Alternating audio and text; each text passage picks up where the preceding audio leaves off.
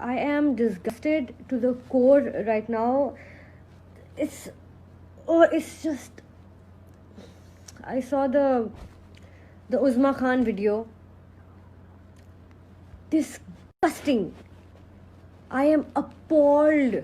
This is just a horrible show of power by the rich, arrogant, spoiled. इसका क्या मतलब है कि अगर मेरी कल को किसी लड़ाई होती है तो वो उठ के आ जाएंगे मेरे घर पे और मेरी चीज़ें तोड़ेंगे और मेरी बहन को जख्मी करेंगे और मेरे पैर से खून निकालेंगे, मुझ पे मिट्टी का तेल फेंकेंगे और वो ठीक होगा क्योंकि मेरी और उनकी लड़ाई हुई है या मेरा उनका कोई मसला है. I understand there must be dirty laundry on both the sides. Great, सही है, समझ आती है. But that does not give you a hall pass to invade their house. This is invasion of privacy. This is invasion of their home. It's harassment. You are so this is assault. This is attempt to murder.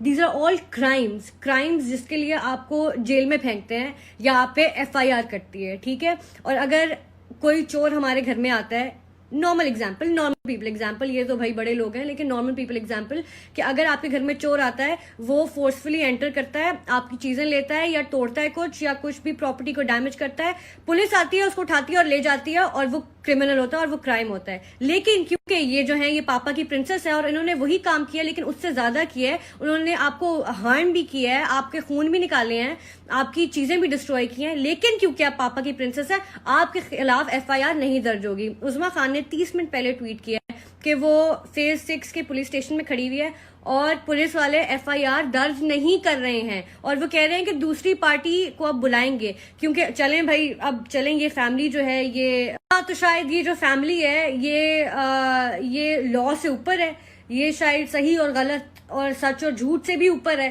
कि जब तक वो नहीं कहेंगे तब तक police वाले कुछ नहीं मानेंगे और कोई FIR दर्ज नहीं होगी और उनके वुंड जो है वो हील कर जाएंगे और उसके बाद कहेंगे है आपको तो चोट ही नहीं लगी थी.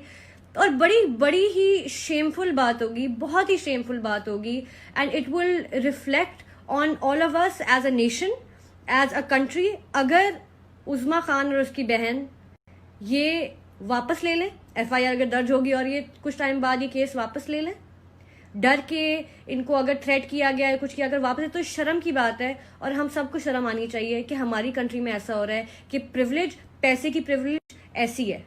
अगर आपके पास पैसा है, आप प्रिविलेज्ड हैं, तो you are capable of anything, you are capable of any kind of evil और हम कुछ भी नहीं करेंगे और पुलिस जिसने हमें बचाना है सबसे वो भी कुछ नहीं करेगी, वो आपका इंतजार करेगी. जब तक जिन्होंने इविल किया वो आएंगे नहीं, वो उनका इंतजार करेगी.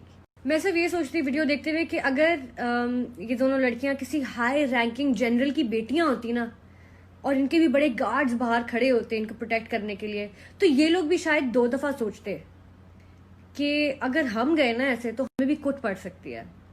लेकिन नहीं सोचा क्योंकि इनके पास उनसे ज्यादा पैसा है और ज्यादा पावर है, तो पैसे की पावर की वजह से बस नहीं किया.